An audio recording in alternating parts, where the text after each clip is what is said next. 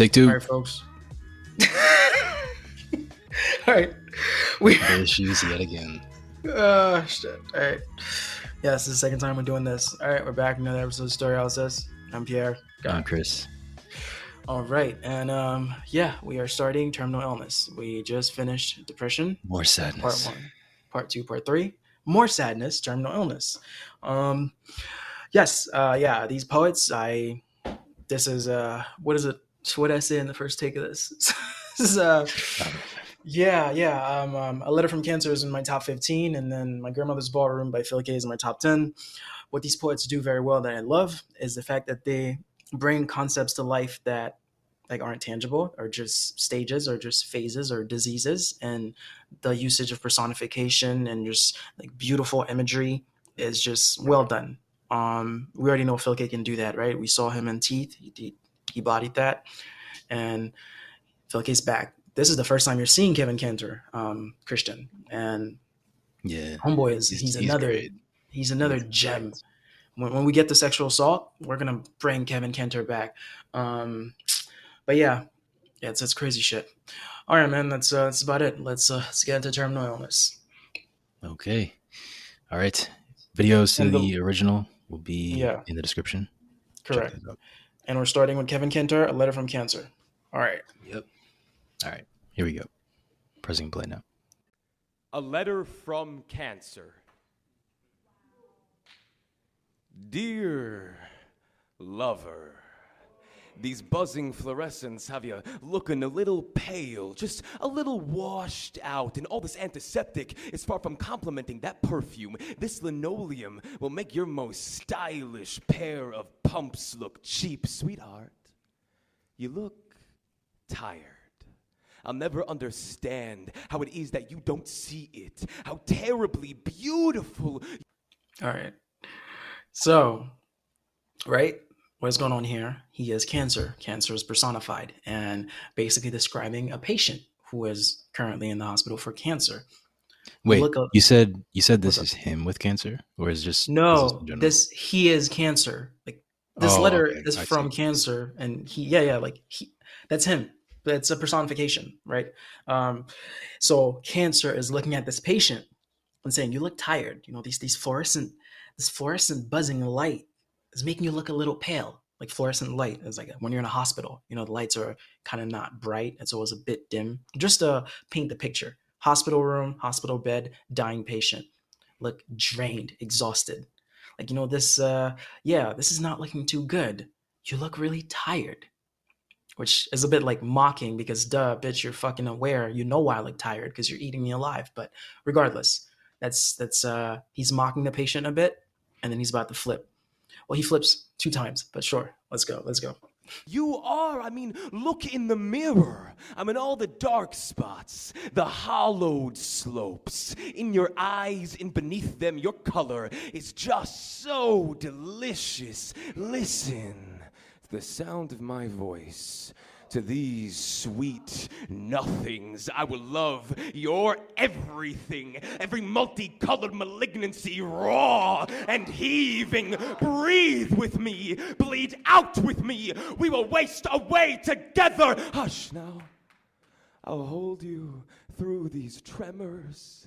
It's just the way that we dance, baby. Listen to this music, this mutation, so orchestral, this spreading, so symphonic. Split cells 2 by 2 by 4 by 4. Watch our love swell, lover. Why do you want me dead? I will show you heaven, baby. Give you the stars and the sun. Those are sunspots on your lungs. You can't just tie a ribbon around me and cough me up. Really now? Did you think I'd go that easy? That I'd ever think to up and leave you? Okay, so let me just say this real quick. So the range on this guy, first of all, is phenomenal. He's so theatric. And it's like if you were to remove the moments where he takes a breath and then you plot his sound graph, or you just plot his sound on a graph, there'd be so many peaks and valleys that smoothly ramp up and down into each other. He has like this villainous yet heroic, threatening yet Mm. soothing sound to his voice, which Mhm. assists the Mhm. poem very well. But there's a Mhm. part that he says, there's a part where he talks about like this bifurcation. He says like two into four. And Yeah. it's like in that moment, he is taking the meaning of love and he's defining it in terms of exponential growth.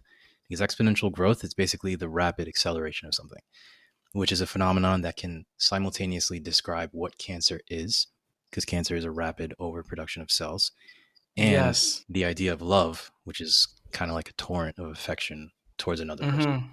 Mhm. So he's Mhm. using the idea of acceleration to bridge these two concepts together when he was doing that bifurcation thing. Really cool stuff. And then also, this last part, the last 2 seconds before I paused, this is where I first realized when I was listening to the poem that who the two people that are in this, the two people who are lovers in this poem. I say the word people loosely because you mentioned it already. Cancer is being personified. So that's quote unquote person number one. And then Mhm. second person is whoever's The the patient. one living with cancer, right? The patient. So immediately at this point, the beginning of the poem gets recontextualized, and then what was initially what initially came off as like a wholesome, unwavering, beautiful love. That was the vibe that I got. It now did a flip, and it's a toxic, relentless, and off-putting Yeah. love. It's about And to. Yeah. yeah, and the cancer has been personified to be a smooth talker, someone whose love Mhm. language is decay and pain, and there's this alluring charm to the way he speaks. And for every symptom, he's able to find like this parallel to like act to a beautiful love. And on the surface, it appears as a beautiful parallel, but lurking beneath it is this sinister, self-serving tone, this undertone. Uh, Mm. by the Mhm. cancer. Really great stuff. Really great stuff. Mm. Christian, you don't know how happy this just made me, like this thorough description, because it's like he's paying attention. Oh, you think I'm not gonna pay attention? I'm This just like, dude, yes. he's captured me. His vibe is very. Mm. It draws you in. It makes you want to No, like. no. He's like snapping your fingers, and he's like, "Hey, pay attention. Focus on what I'm saying." There's someone, one of the first comments on this YouTube video is someone that says this man Disney should just cast him to play a villain, an Right. animated villain. Yes. And oh Yes. yeah, Exactly. yeah, I know, right? Yeah, Exactly. it's right there. Yeah, the voice of villain. That was the first comment. Yeah, crazy stuff. Holy shit! Quick, someone can cast them. Yeah. Um, so right, the reason why we paused there. Number one, cancer seeing the patient. Right. You look a bit exhausted. You look a bit tired. And then he flips. Number two, well, not flips. He This second part that we just paused is just cancer giving the patient reasons as to why they belong together. He even starts by saying, I don't understand how you don't see how well we gel. Like, look at yourself in the mirror. I'm in every dark spot, Christian. The hollow Mm. slopes. Your color is delicious. Why is your color delicious? Because I'm eating your color. Because you're becoming more pale every day. I am draining you out. Every multicolor malignancy, raw, bleed out with me. Dude, it's insane, but it's so sinister. It's so psychotic. Psychotic? Is that the adjective for psychopath? Psychopathic, right? Yeah. Psychopathic. Dude, you're killing this person. You're in love with this gradual decay, and you're shedding light on it in such a positive way. Like, no, no, no, look at this. How do you not like this? I'll hold you through these tremors. It's just the way we dance. Like, damn, that's insane, man. Because, like, yeah, cancer eats you. You become feeble. You can't walk anymore. You need a walker. You need supporters. But it's just the way we dance. Mm. Listen, this mutation so orchestral, this spreading so symphonic. Bro, the adjective this man uses. Like orchestral, right? You think opera, you think a freaking marching band, a freaking plethora of instruments going crescendoing up and down, because that's what cancer is. This spreading so symphonic. Because what is a cancer? The word, not even the disease. A cancer is just something that spreads quickly. Like if cancer was to be used as like a noun, It's something that spread quickly. Like they can say the opioid pandemic in the 80s or 90s was a cancer that was ravaging the country. So he's just all these things that are so bad, man. He's just smiling. Oh, he's like toying with the patient, but he actually enjoy these things. Like cancer is one with the patient, and cancer sees this as love. Like I'm in everywhere that you are. How can you not see how beautiful we are together? Like our fusion, the way we complement each other. Like how I'm in your dark spots under your eyes, how there's dark spots on your lungs, and I'm there too. Like, oh, God, man. All right, all right. So that was part two, and part three, he's about to flip. You can't get rid of me. Okay, Yeah. all right. All right. Let's go for part three. Here we go. Rest, darling, lay down. You know how I love to lazy river through your shattered glass veins. Your heart is just as big as they all said it was, but not as strong. All of that feigned pride pumping. I know that poker face all too well. You will love me. I gave you my son. Love me deadly. I'll make you an angel. Love me. I will make you feel radiance. You will meet me there in 9 months or 6 months or 3. They'll try to time stamp our love, expiration date us, but take your time. I'll wait for you, quiet and patient, until you wake one night with a stitch in your side or a wasp in your brain, and you will know I've come back for you. I will always come back for you, darling. We will look so beautiful laid out with all the wilted lilies. They will weep for everything that you were and everything you could never be without me, lover. It is my understanding that you want me dead. Fine, die with me. Wow. Damn it. Yeah, it's like sinister vibes now, right? Like the relationship turned into an abusive one. Yeah, yeah. There's one way out. It's coffin. It's like a fucking game. There's one way out, bro. It's in a box. So, Yeah. yes, the second part, right? It was, hey, you look kind of tired. B, hey, how do you not see how good we are? Look where I'm at. We're gelling. C, fuck that shit. You can't even go. You think you can just tie a ribbon around me and cough me up? Like, what do you do with cancer patients, right? Like doctors, they neutralize the part where the cancer is so it doesn't spread. So if it's amputation or anywhere to stop the cancer from going through other vital organs, patients coughing off blood, right? Literally, that's going through. I don't know what the name is. When you go through chemotherapy, right? I'm assuming it's a way of extracting the cancer out of you through whatever the methods are for said therapy or medical stage to go through as cancer patients. But yeah, like, nah, that's just not gonna freaking happen. Like, I love to lay like a river through your shattered glass veins. Like, Christian, I'm not going anywhere. I'm aware that I'm killing you. I'm aware that you're feeble, your shattered glass vein, which have cause, Christian. But no, I'm not going anywhere, bro. Your heart is big, like they told me, but not as strong. Oh, like I know you're gonna die because And you're not gonna the make way it. he said that too. Not as Oh, all strong. that, all Like that it's, it's, fame. Oh, all that it's so pride. mischievous. Yeah. I know that poker face all too well. You will love me. Like, yeah, all this, you're gonna beat cancer. You know, it's been 2 months. I've beaten cancer. Like, no, you will love me. I know that fame, that pride. I know that poker face. You're lying to yourself. That's so fucking sad, man. I'll make you an angel. How do you become an angel, Christian? You gotta die. Yeah. I'll wait for you. Oh, it's such a abusive, terrible relationship, man. Like where it's like depression. How you know how the poets from before said they can't escape it. It's just there. Like I'll wait for you.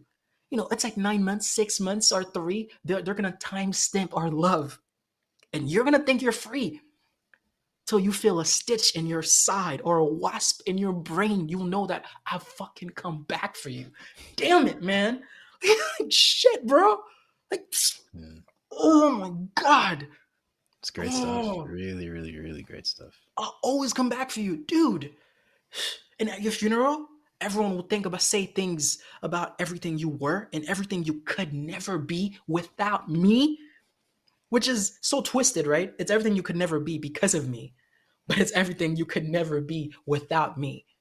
because I was the reason you couldn't be these things. I was the reason your last months or years was in a hospital bed and you couldn't move and you were feeble and your veins were shaky. And I was in all of the hollow sparks spots, like under all of the what do you call it? The dark spots. Like I've spread throughout your whole body. Like that's what he said. The spreading so symphonic. It's insane, man. And then you're still fighting, even though I'm telling you all this shit, which is a fact. I know I'm gonna kill you. I know all this pride is all a front. It's a facade. Like I know that poker face. You're still fighting. Fine, die with me. Like what, Hmm. man? Oh my god. Crazy. Nah. Mm-mm. Crazy shit, man. I can't. Yeah. Yeah. Some people listen to this. I was listening to this at when I was listening to this at one point, and someone was like, "Dude, why you know I get agitated and listen to shit." I was like, "Oh my god, this is so good!" And this girl was like, "Hey, what is that? Send it to me. I'll listen to it." And she was like, "I couldn't get into it. He had a very like a douchebag vibe," or I was like, I guess I can see because he's mocking something that has killed thousands of people, if not millions, if unaccounted for. But the Douchebag delivery, vibe. yeah, I was like, I don't get that, but sure, okay, because that's what cancer is. It's something that toys with you, something you think you've been set free from, and that say, "Hey, I'm back." And just, but yeah, it's poetry's not for everyone. But at the same time, yeah, gotta be open to other people's interpretation. But yeah, this poem, nah, I love Kevin Cantor. Oh, Christian, no, when we get to sexual assault, yeah, it's this man gets, yeah, this man gets into it. Okay. All right, Christian, we're good for that one. Yep. All right, so we're gonna move to Mr. Phil Kaye, my grandmother's ballroom. All right. Here we go. Pressing play now. My grandmother's mind was a ballroom. Inside were her memories, each one dressed for a celebration. All right. Early pause. I know. But first of all, hear me out, okay? Let's Of course. just call attention to how rich the metaphor is already. So he'll go on to describe how the venue of this ball is like the human mind, and the people are Mm-hmm. snapshots of you during Mm-hmm. like certain moments of your life. Someone Yeah. raising a glass and giving a toast. It represents the story that plays out in your head. Casual conversation amongst the party goers, or like drifting thoughts. And then everything is under this air of celebration. Like your life, your being is an event to be cheered. Beautiful stuff. Okay. Just wanted to say that. Let's get No, started. bro, you know Unless Phil. you want to Phil say does something. this. That's it. Christian, you said everything I wanted to say. Okay. Yes, Christian, yes. All right. All right. Here we go. The man there in the white blazer on the dance floor is the memory of her wedding day. He never stops dancing. That memory there in the long purple dress staring out the window, the day my father left for college. That memory there hunched over his food the day she got her first cavity filled. My grandmother's ballroom, always in motion. My grandmother used to tell me stories. "Philip, remember the time you and I made strawberry jam?" I pretend I don't, so I can hear it again. "Well, you were 8 years old. Inside my grandmother's ballroom, a woman in a red gown, mistletoe eyebrows, clears her throat, carefully kisses fork to wine glass, tells a story of a boy and his grandmother, how they picked out the reddest strawberries in the store, how they ate so much jam, they ate until it was summer again, each time the boy thinking, my Nama and I made this." um, so there's context, not context. There's reason, right? Like Phil doesn't do anything for no reason. This is a gradual poem as to like the decay of a grandma's mind. We know this already, right? This is why this is in terminal illness. Yeah, it is what it is.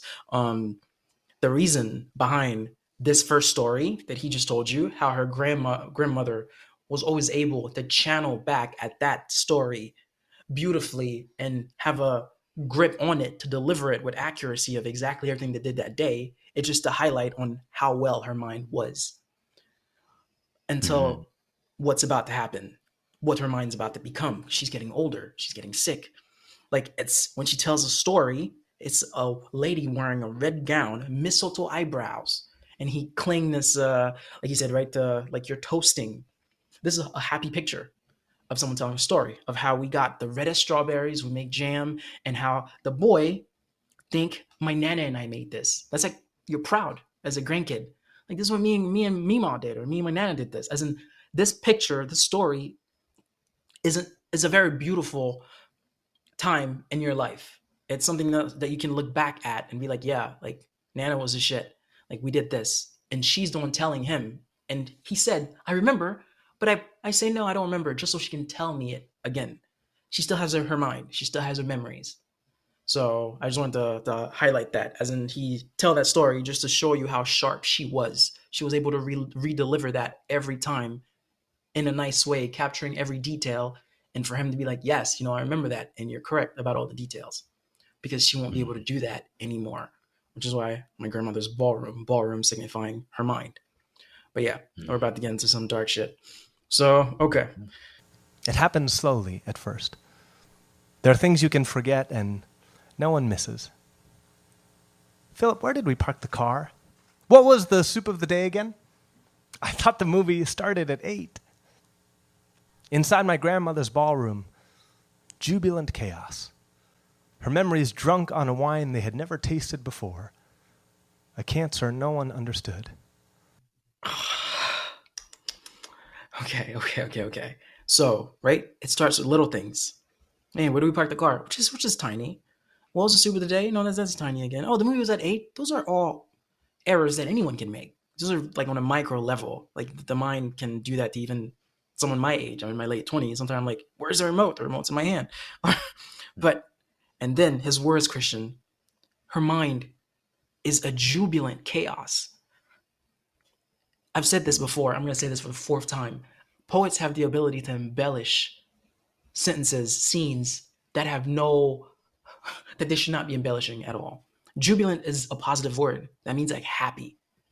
A happy chaos, which is not a thing. That's almost like a paradox.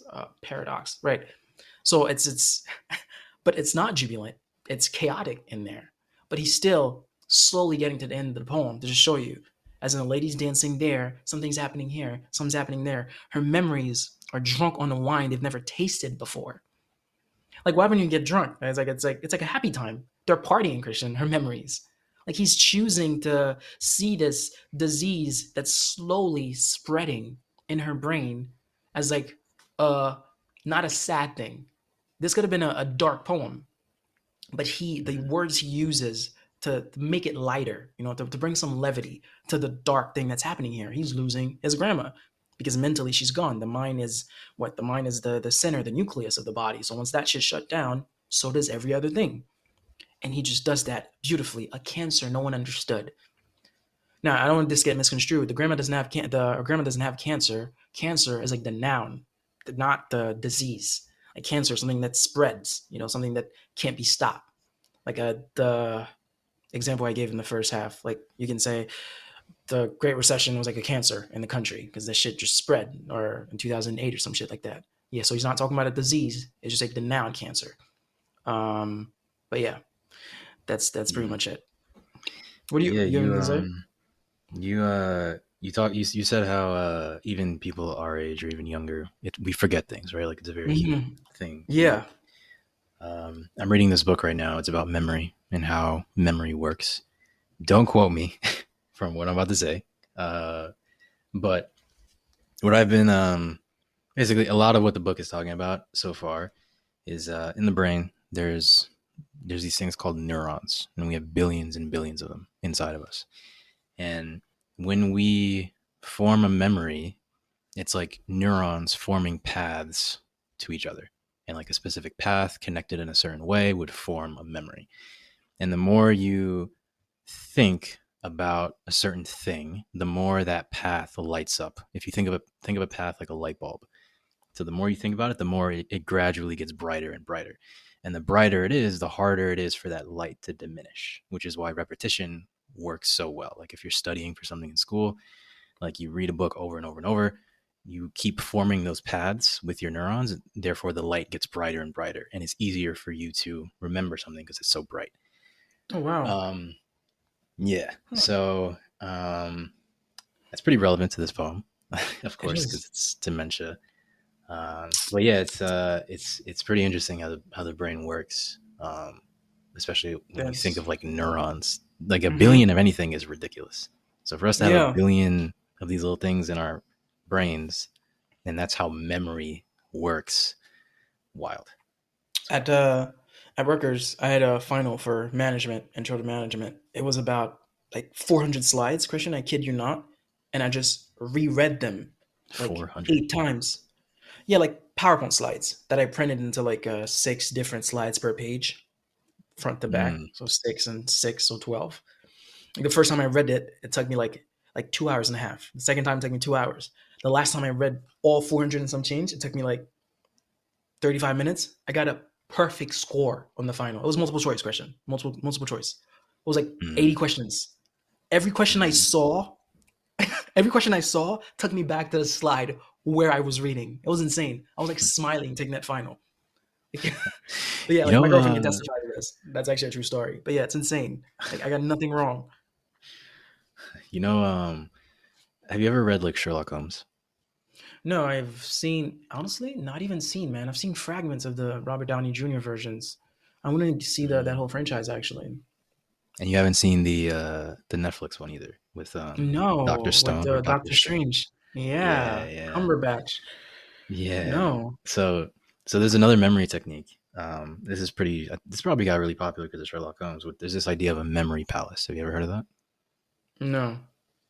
It's like basically what it is you think of your brain as this really gigantic house, and you can assign the house to be whatever you want. Like it can be your house, for example, your apartment. And the way that this memory technique works is that you imagine yourself taking a route or doing things in your house. So, like, you imagine yourself taking out a key, unlocking the door, opening the door, closing the door, locking the key, turning on the alarm, taking off your shoes, walking into your living room, sitting on your couch, uh, drinking water. You do all these little things. And then the trick is every little action you do, you assign whatever it is you're trying to remember. So, like, let's take your test, for example. If you're trying to remember like a specific detail, then you would assign that detail to like you putting in the key to unlocking the door. And then you assign Mm. another detail to stepping in the house. And then another detail to relocking the door. And then another detail to removing your shoes. So now, whenever you need to recall whatever it is you're trying to recall, you just remember what you did in your memory palace. Because it's really easy to remember, like, okay, I unlocked the door, locked it, took off my shoes, walked to the couch, drank a glass of water, right? Really easy to remember. So just assign little things to each action, and then it makes it way easier to remember what it is you're trying to remember. Mm. That's the idea that Sherlock Holmes was doing. And I even did this in I did this in school a lot actually. And it really that is no joke. Like it really fucking helps if you try this out. Um but Okay. yeah, it's just another really cool way that the brain works when it comes to memory. Really cool stuff. Okay. But yeah. Yeah. All right. Ready? Yep. All right. Here we go. Philip, what was your father's phone number? We went to Hawaii together? It's your birthday? Her memory is slurring their words, staggering across the dance floor, lifting their wine glasses for more. What day is this? Why am I in the hospital? Where is my hair? Pause. See, it's like, do you see the decay, the regression? But still, as he's painting it, someone could say she's starting to lose her memory even more. You know, like she's forgetting her son's number. Well, your father might be your son, or it might not be. It should be your son. That's probably yes, your father's number. Did we go to Hawaii? This is bigger, Christian. This is a whole vacation that you don't remember. It's your birthday. That's huge. So this, oh shit, this is no longer little shit like where did we park or if that's a super today. That's big. But then he takes you back into her mind. Her memories are getting more drunk. Their words are starting to slur and they're asking for more. You just see like it's I can't even put words to this in the correct way. It's just the picture is not that dark, but it's a dark thing that's happening. Like the scene of just someone that just got drunk and is asking for more. They're basically partying. Like, yeah, another, like Thor used to say, another. Just, Mhm. it's like, give me some more. But she's slowly fading. But he chooses to, his words carefully, like his delivery. He did the same thing in Teeth. Like dark situations, like what he uses, the words he carefully chooses to use in his poems to just make a situation brighter than it's supposed to be. And he does that extremely well. That's it. Mhm. Yeah, he's really exploring the metaphor because cancer, it's like everybody in your ballroom is like a sloppy drunk, and Dementia?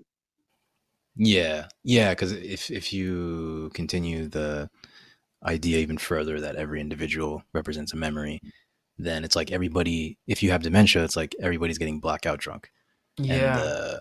the never-ending party in your mind has gotten out of control. And then Yeah. everyone is fading in and out of consciousness, slurring Mm-hmm. words, trying to piece together coherent sentences with whatever little awareness and control they have Yes. left. Yes.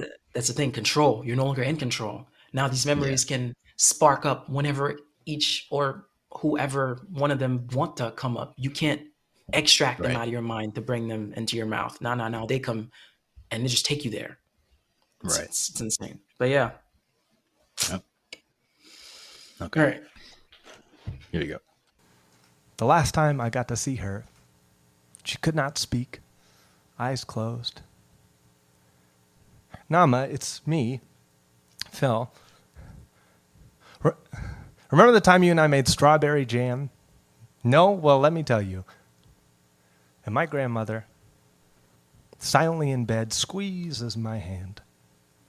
Somewhere, a woman in a red dress, feet blistered, still dancing, taken by the music. So we're left off with a pretty haunting image, right? Um, well, at least that's how I interpreted it. And the part of why I interpreted it as haunting specifically is there's a game. It's called Elden Ring. You probably never heard of it because you're not a big gamer, right? So Mm-hmm. you play FIFA. That's your main thing. Unfortunately. Um, Yeah. yeah. So there's a place in the game Elden Ring. It's called Windmill Village, and it's an area that was once beautiful but is now abandoned and ruined. And as you walk through the village, there's these women with these ghoulish faces, ghoulish and deteriorating faces that do these very whimsical dances. And it's as if they see nothing but chaos through their eyes, yet a glimmer of their old humanity, which is the ability to dance like a child, is the only thing that remains of their soul. And it's a pretty disturbing thought. Like all the faculties in your mind have long since left your body, yet a childish energy within you was unintentionally left behind, and it does a lonely, never ending dance. Um, and Wow. whatever it is that's doing that very human dance, it's very clearly not human at all. And I know it's an intense thing to compare to the poem, but there are similarities between the two. Because in this poem, the unknown cancer, it's sabotaging memory. So the one person in the ballroom who's left dancing is not aware of what's happening. They're surrounded by inebriation and the sloshed, yet they continue to dance blissfully unaware amongst the chaos. So, um, but yeah, regardless, the visual it's a very it made me feel very eerie for him to leave it off on that note. Yeah. But that is true, right? But at the same time, the words he chose is someone else can look at this and say that's a beautiful send off for Yeah, someone who's trapped. yep, This is like Inception, Christian. Like she's until she flatlines, dies, like she will never be able to maintain a conversation because she's gone now. Now it's just in and out. Now it's whatever you get, like whatever the day is. But inside of her mind, the woman with the red dress. Remember how that woman, when the grandma would tell him the story, would stand confidently with her chin up, and he said another adjective that I liked. What do you say? Mistletoed eyebrows. Like this was a sharp woman that could tell that story. That woman with the red dress is still dancing with feet blistered, Christian. That's yeah, she's in pain, but like you just said, right? In that video game, these women just keep dancing because Mm. they're no longer even attached to feelings like pain, like fatigue. They're just so far gone, and they're just stuck in that state, like you said, that childish childhood preserve state that somehow Mhm. they're still in. Like she's dancing, feet blistered, bleeding out, but she's not in control anymore, and she's gone. She's lost in her head. And what hit even more, she couldn't remember the story, which is a story that her grandson loved to hear her tell, because it was like, yes, like Nana, I remember this. This was a very good memory, a memory that now I only hold by myself because you don't even remember it anymore. Like, ugh, still dancing, taken by the music. It's this is either Alzheimer's or dementia. I think this is dementia because the memories are still there. They're just she just doesn't have control over them. Where Alzheimer's is just the loss of that memory. Um, I don't know. Oh, I is don't that know. the difference between the two? Yeah, yeah, yeah. Dementia is just a chaotic mindset of things come and things go. Things come. No, no, not that. I think they both do that, but dementia is different. Dementia take you to that stage. Like fuck. Okay, this is actually terrible. Oof. Okay, my grandma had dementia. Mm. So there was a night I had to go to work the next day, and she couldn't go to sleep. She was convinced that her son like needs her. Her 8-year-old son needs her because her dementia like teleported her to it's it's so fucked up. These lapses they have of past events that they think is present, it's always dark past events. My grandma, one of Mm. her kids, had a crazy high fever when he was 8 years old. Fever was so bad it left him handicapped, but he's still alive. He's still alive today. So that night, she was convinced, adamant that her boy is 8 years old and he's dying and we need to help. We need to go to the hospital because she just left him there and she needs to go back. Dude, it's 12 p.m. It's 1 a.m. Like 12 a.m., 12 a.m., 1 a.m. I have to go to work at 5 a.m. to get up to go to work the next day. I couldn't. I was shielding the door. And my grandma was in her 80s. Like the freaking strength of a mother. Like I've never Mm. been pushed so brutally by someone who's so small in front of me because she was just Wow. determined. Yeah, like I locked the doors. I moved the kitchen table in front of the door. She moved the kitchen table away. Like I put three, four Oh chairs. I man. moved my dresser in front of the door. Like it was so sad. It's like, but Damn. dementia, dude. Like her mind fucking like refused to like look through the storage and find evidence to alert like her heart that like you've been through this shit before. Like, you've cried over him before, but he's alive. But that couldn't fucking happen. So instead, you fucking Mm. wait. I didn't sleep because she's not sleeping. She's a mother. Like, her boy needs her. Like, I called. Like, hey, you want to speak to him? He's alive. That couldn't cut it because her mind took her back to that date and that's present for her. It's just no dementia's. Wow. This is why yeah. Before my grandma fully like went, sometimes I would be like I would hope it was Alzheimer's instead. Like it would affect me, like my grandma not recognizing me, but it would have been better than watch her suffer about shit that's no longer relevant because she did overcome them and there were good endings for them. It's just Mm. it's some fucked up shit, man. Yeah, it's some crazy shit. Yeah. Wow. Yeah, that is intense. Yeah, yeah, it's that's crazy. But you told me, dude. You told me before this. Your grandma's dementia too. Wait, Christian, your grandma's Yeah. alive? Yeah. Yeah. She Oh is. shit. Yeah. She. Mm. Yeah. It's a very strange thing to witness. Yeah, This. I mean, of course. Like, there's no need to tell you how strange it is. yeah.